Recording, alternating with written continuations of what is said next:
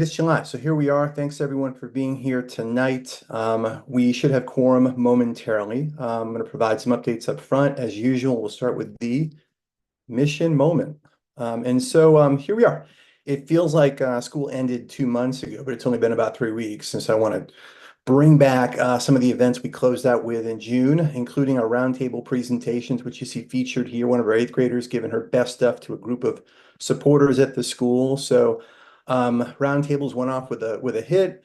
In the end, we had 98% of our students successfully and formally present their learning over the course of the year, as well as demonstrate some of what they've learned. So a really powerful event for our school and team in year 11. In attendance, we had a whole host of folks, including a founding teacher from our first year, a longtime supporter of the school, several of them, some alums, an incoming teacher for next year, and some new faces. So overall, it's a great event. I got to see a few presentations, including one with one of our old associate board members, Ram Shankar, and we visited an eighth grade roundtable presentation during the event. And he was struck by just he in his day job trades mortgage securities, and so he was impressed by the math artifact that our eighth grade students presented, which included just the key question of should I rent or buy in Brooklyn? And what would be my plan for doing some of the math and complexities behind that. And so really heavy in application, heavy in analysis. And he was just impressed and thinking to what he does now, what he was doing in eighth grade, and what our kids were demonstrating. So some really good things coming from that whole event. And it's one of the premier events at our middle school over the course of the year, but as we close out the year especially. So pleased with the outcome there. In addition to that, we had two really solid and polished graduation events, one at our middle school, which is featured on the left, and our high school presentation, our graduation, which took place in Manhattan, on the right. Middle school graduation, standing room only, really great event. Two wonderful speeches by our salutatorian and valedictorian. It was about 85 degrees in the auditorium, lots of fans and things. We've got some ideas on cooling things down next year, but terrific event. High school, big venue, almost filled it. Again, some really good speeches. Our valedictorian is here making his case for how fast time went by and how much he truly enjoyed the experience at our high school alongside his classmates. Two terrific events to end the year. I want to thank folks who were able to make either roundtables or graduation. Lots to be proud of as we closed out the 23-24 school year. And that is our mission moment. Lenny's joining in. Hi, Lenny. Good evening to you. Happy summer. Good evening. Happy summer.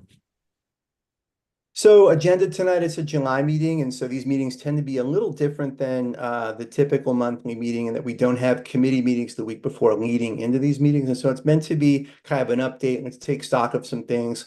Let's drill down on a couple of things that are most pertinent to the work moving into August and the coming year. We're going to treat current headlines as like our way of taking stock on the things that we know now and have either closed out with at the end of this coming year or are thinking about as we move into the coming year.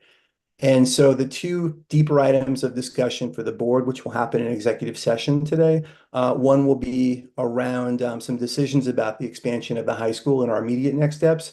And then the second will be a debrief on the board self-assessment survey that folks took part in last month. So we'll review some of that data and then come out of that with some next steps. So should be a good meeting tonight. Looking forward to it. And with that, we'll move into headlines. And so as I do so, I'm going to share out some of the big hits from late June and July. Feel free to stop me, pause me if you've got any questions, ideas, etc. It's going to be somewhat balcony-like. I'm not going to go into depth. We'll save some of the details of what I share out tonight for the August meeting. And so here we go.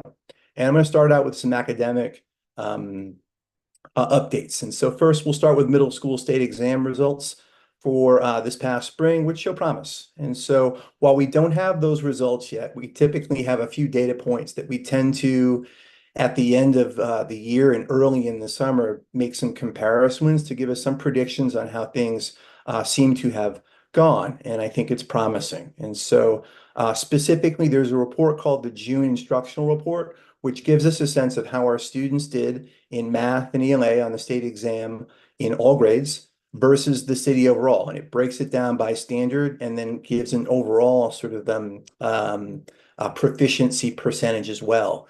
And so by looking at that year to year, we can get some sense of where we were in prior years versus where we are now in comparison to how we ultimately do on the state exam and tease out some directional gains. And that's the case here. And so I think in looking at that data from last year to this year, and predicting out where we're going to be once we get our results in August. The prediction is that we're gonna continue to outpace CST 13, our district of location, as well as CST 16 in math. That's the district that we most heavily draw from with regard to families, and so that's good. And if you recall, we soundly outperformed our districts, both districts, this past year in math. So I expect the same in the coming year.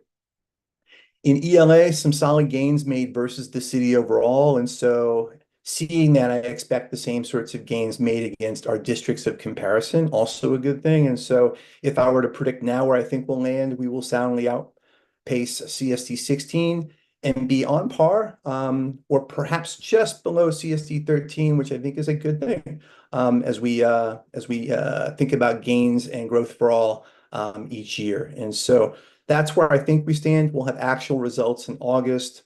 And so I look forward to offering more updates then. Are there any questions there?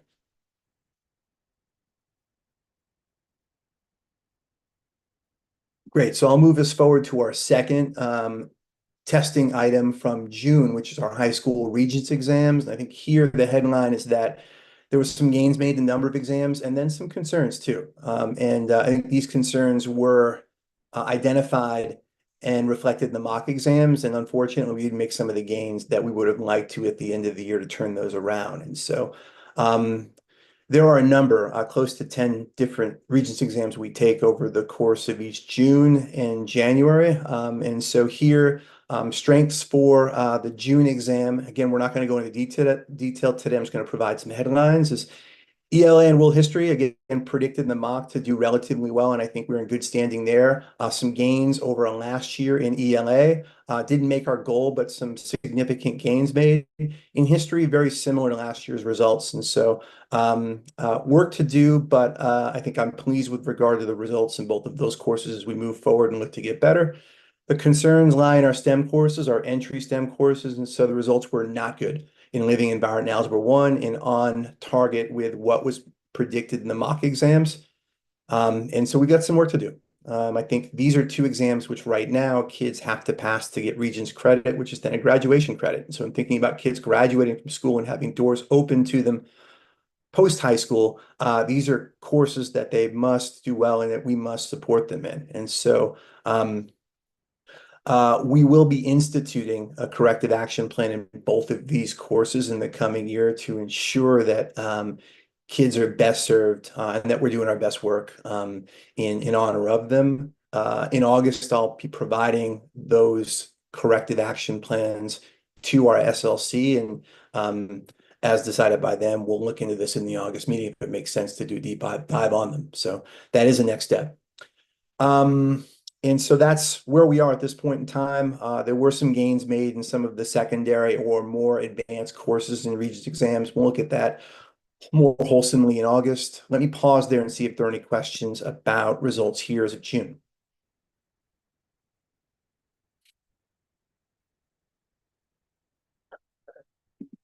All right, and finally, the third academic outcome headline for today relates to advanced placement courses. And I think the headline here is that the results reflect yearly gains. And so kids took these exams in May. We got the results in July. Overall, there's some areas to be excited about and then some areas where we need to continue to improve. But in a nutshell, this was a much stronger year than last year with regard to these results and arguably our best year since we've opened with regard to outcomes. And so specifically, maybe some context first, 60% of our kids in grades 10 through 12 do experience at least one AP course. That's in comparison to the district average in New York, which is typically in the high 30s. So many more of our students do experience an AP course, which is good for them in exposure as they move on from high school to college. And so within that, we did have 35 students, approximately 35 students earn college credit by scoring a 3 or above on the exams they took. This is versus 18 last year. So we almost doubled the number of students earning those credits for college. Um, in addition, we had 87 students scored a 2, which is a good score for an AP course as we think about kids taking college level courses as high school students. And that compares favorably to the 66 we had last year. So some good data there. In addition, we had fewer students score a 1 on the exam, which is the lowest score you can have within the 5 scale rating. And that is great. We had just under 50% of our students score a 1. We were aiming for under 50%, so we made that goal. And that compares to 65% of students scoring a 1 last year. So some good gains made. Of note, 55% of our AP Gov students scored a 3 or above. That's really stellar. It's an outlier and truly exceptional for that course and for our students. In addition, we had 20% of students score a 3 or above in AP World History. And a new course that we taught this year, pre-calculus, 18% of students scored a 3 or above. And I'll just say that 0% of our students scored a 3 or above in calculus. And so I think pre-calc might be a good investment for us in bringing that course to more of our students and still preparing them well for college. So those are some notes. I think in some other courses, we held steady, didn't make some of the gains we ideally like to make, but we did see improvement in a number of other courses, which overall means that more students are showing success and being successful in these courses. So a good thing and a good outcome here. Let me pause and see if there are questions, observations here based on the data presented.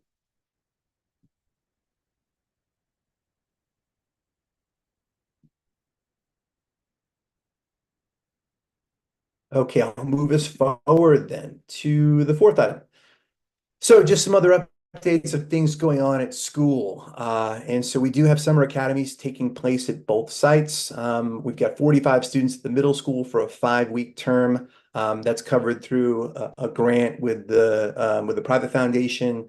We're doing that off-site at a nearby site, and thus far that transition to the new site has gone well. I was at both summer academies last week and got to see them in action, and so we're doing this on the visitors field, but it's going well. And so that transition, I'm appreciative of our team for making it happen on somewhat short notice in making it work.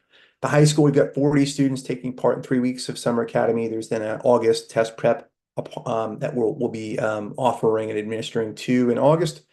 And these classes are not your typical summer school class that you might think of based on what you may have experienced when you were in school of 30 plus students, one teacher, just kind of like getting it done. This is small group work. This certainly under 10 students in every class. Unity teachers, familiar faces working with students here. And so it feels more like tutoring over the course of the summer in high dose. So good stuff. Pleased with that. And so we move forward with enrichment, and I will say that we're offering less in enrichment this year. 2 reasons for that. One being that just the funding isn't there in the way that it has been in past years. And then secondly, our middle school facility isn't open right now. And so being able to offer things in our gym, for example, at our middle school would have been more difficult. So with that, less going on overall enrichment wise, summer academies continue to go strong. Let's talk about projected enrollment. And I think the headline here is that there are gains over where we were last year at this time, with seats still being available in specifically grade 6 and 9. And so right now, grade 6 looks like this. We've got 86 incoming 6th graders registered at this point in time. That's versus our target of 95. So there are seats available in our 6th grade. We had 78 students registered at this point in time last year. So we are registered more as of now versus the same time last year. In the 9th grade, we've got 63 students registered. Our target is 75. This is versus 60 last year. So we're north of where we were last year with gains that we'd still like to make. Overall, we're looking at 269 students, 912. Our target is 275. So We've got a little bit of room there at the high school. 612 overall, we're at 535. Our target's 550. Our budget enrollment is 545. So more work to do here, but we're in good form in comparison to last year, where enrollment was healthy as we begin the first day of school. Are there questions or observations here?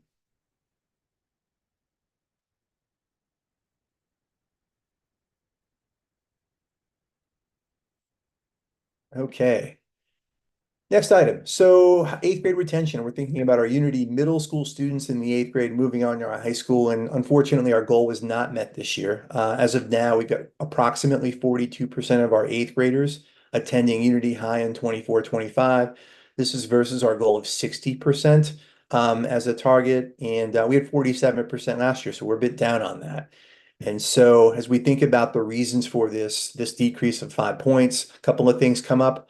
Um, we had a field trip. We have done a field trip in past years. This year, and this is where our eighth graders go to Unity High, have an exceptional day, have fun, get to meet kids, staff, etc. And it's one of the ways in which we get kids fired up about attending our high school. That happened a bit later this year than what we had originally planned, and that was just due to a competing commitment where we had test prep in heavy kind of fashion happening at that point in time, and so we held off until May, and that may have had an impact on students ultimately deciding to go to other schools versus Unity High.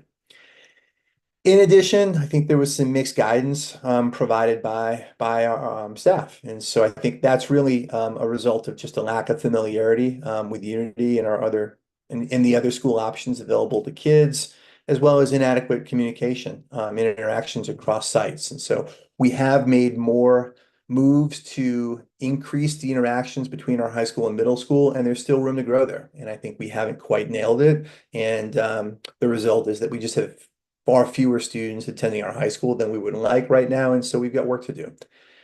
And so with that, I think we've got to do a deeper dive on the schools that kids are ultimately attending if they're not going Unity High, and perhaps the reasons why. There will be a corrective action plan instituted here that will begin earlier for students as we think about just really making our high school known to them as an option and getting them excited by it. And I think some of the things we'll institute within that cap will be a full year calendar of initiatives with an eye on competing commitments within our calendar, such that we've got sighting on those things much earlier. In addition to that, just having increased cross-site programming going on and communication going on. There are efforts being made now to expand our college and career readiness program at our high school to our middle school more formally and fully. I think that bodes well for more of our students thinking about the transition and families thinking about the transition from our middle school to our high school directly. And then finally, this is a big one. So I think this past year, we didn't have our ambassadors program at our high school nearly as active as we had it 2 years ago. And so bringing that back and having it be fully a part of our middle school ambassadors program, where middle school families and high school families on a monthly basis, our ambassadors are together and talking about things related to school, sharing ideas, sharing concerns, sharing questions. I think this is just good for awareness. And so those are some of the things we'll do this year to tackle this, such that ultimately more of our students are fully aware of our high school and what it offers, and ultimately, hopefully, opting to attend our high school. Before moving on, let me see if there are any questions or ideas here from members of the board.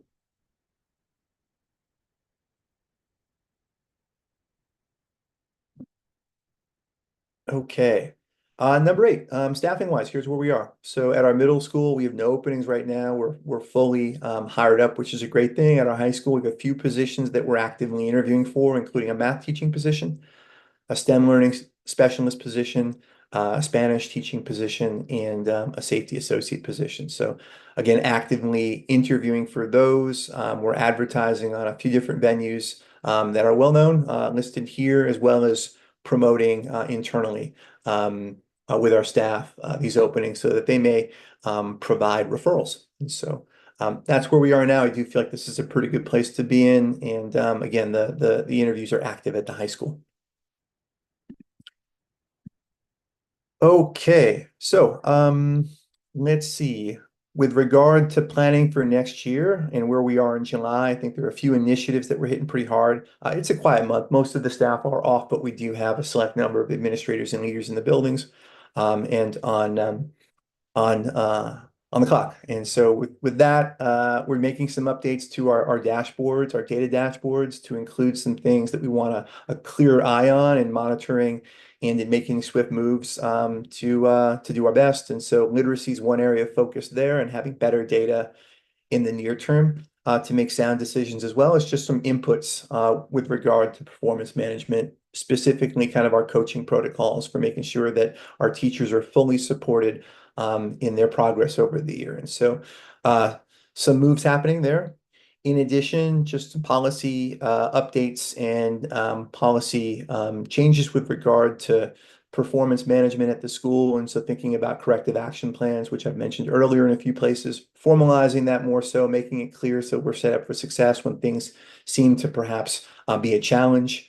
And so excited to do that work and see it impact our school and our overall performance in the coming year. In addition to that, we are also planning for leader onboarding and training early this coming month. We are updating our goals and targets for individual staff. There's high school course programming going on for students, and then updates to our student and family handbook. So while it's July, it's still a busy time and much good work to do. Beyond that, in thinking about school finance related items, we are closing out the 23-24 budget that's in progress. And we've got auditors sort of starting their field work this coming week. With fundraising right now, we did have a one-time donation come through in July for 25,000 that was made to FOMB. And I will be setting up some individual calls with board members and members of the UAC this month to talk about all things fundraising, as well as just goals for the coming year. So excited to do that. We haven't done that in the past, but I think it's a good thing, kind of pulling team together and getting ideas and thinking about ways in which we partner. Finally, with grants, we are much more active than we've ever been in applying for grants. And so you'll see a list of grants on the slide now. Most recently, we applied for a grant with the Tiger Foundation for 200,000 and a grant for 20,000 with the Jean and Louis Dreyfus Foundation. And so those are both private foundations. And so we'll see where they go. We're kind of new to this, but we're learning fast. And so good to be active here. Let me pause before moving to the last update for the month of July. Are there any questions with regard to finance related items? And maybe, Kristen, are there items here that you'd add? I think there were a couple of updates with regard to the world of finance at school.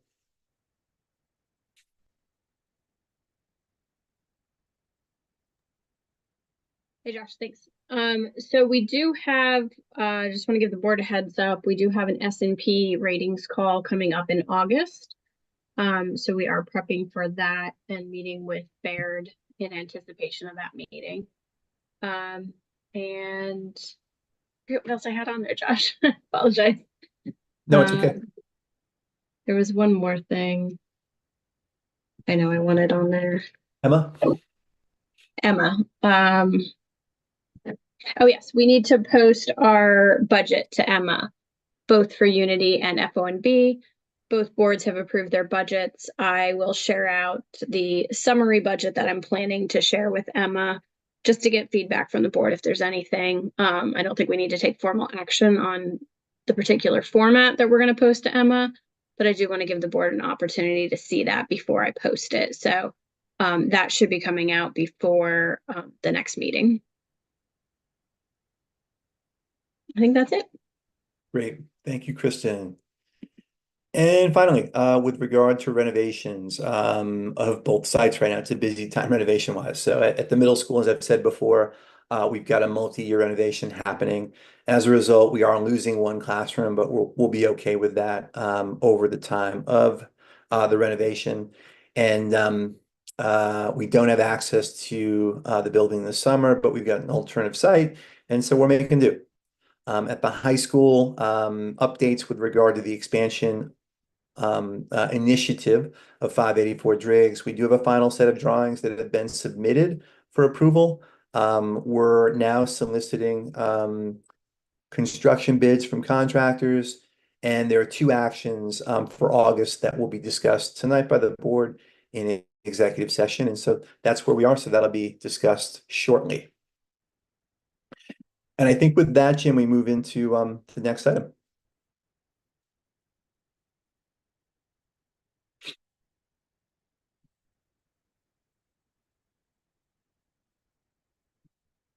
And so we do have quorum this evening, and so we move into annual kind of board approval items, and there are four items for approval today.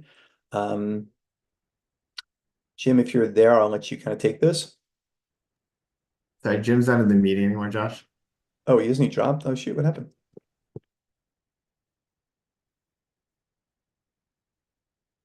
Okay.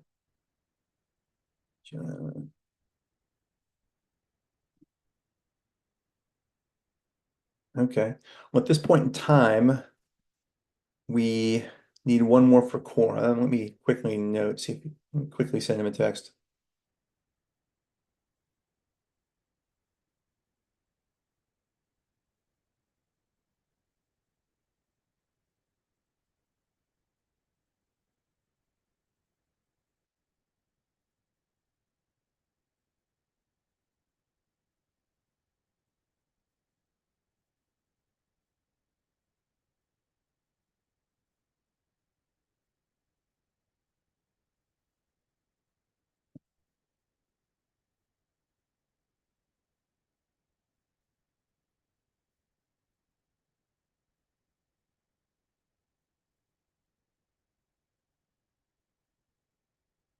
All right, so we'll come back to approval items. And I think Lenny, as vice chair here, if you want to take the helm with Jim out, we'll move into kind of the next item for this evening. Does that make sense?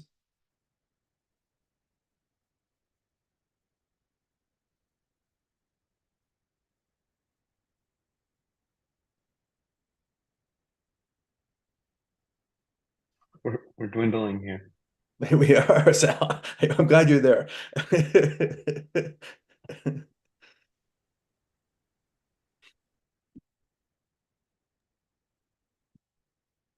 All right. Let's see. What would you suggest, Sal? Uh, you tell me. Shall we move What- into, if we look at the agenda now, perhaps we move things around. And so, before moving into, I guess, approval items we'll skip over. What we could do is move into public comment, move into executive session for discussion of the items that need the attention of board offline, and then come Yep. back and formally vote for approval. Yeah, I'm willing to bet Jim will be back on. He probably got caught up in something, and Or may have just, yeah, connections may have I'm been sure he'll tough. be back on. Okay, so I think with that, Sal, why don't I have you take the helm as member with regard to public comment? Sure. Not your first rodeo, so go ahead. Yeah, I guess if anyone has public comment, please feel free to chime in. But I don't know. Do we I have have anyone? We I have have someone. a comment, actually. I'd like to address the Board of Trustees, if I may. Please do. So, my name is Timothy Alvarenga. Until recently, I was a senior associate content specialist at Unity Preparatory Charter, a history teacher for the 7th grade. I'm here on behalf of myself and several other teachers. I'm representing several other teachers who actually, although you saw on slide 13 that the middle school is all staffed up for next year, that's actually not true. I know of several teachers who are planning on not returning, and they're planning on not returning based off some of the things that I'm about to discuss. I would like to lodge a formal complaint with the Board of Trustees against the leadership of Unity for multiple reasons. I'm going to put here in the chat first my request, which is basically I need contact information, either an email address or an actual physical address in which I can mail my written complaint. The complaint is not complete yet. It basically consists of several parts. It's going to be somewhat lengthy. After the Board of Trustees receives it, I'm then going to kick it over to the Board of Regents as well. So I'd like you to take it seriously and consider what I'm saying in the actual complaint. I'm also going to include my contact information at the end of this note, just so that you have that in case you want to reach out to me. Make sense? Sure. Cool. So I think I sent it. Let's see.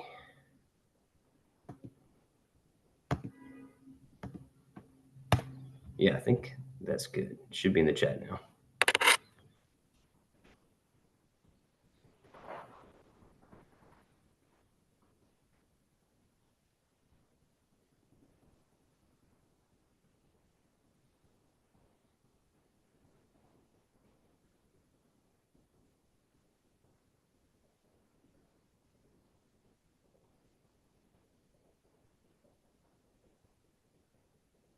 I'm just trying to download it here myself.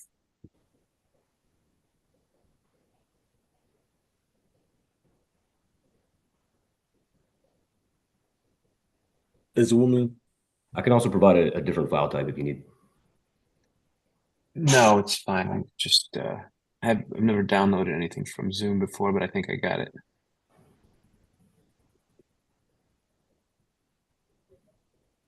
Okay.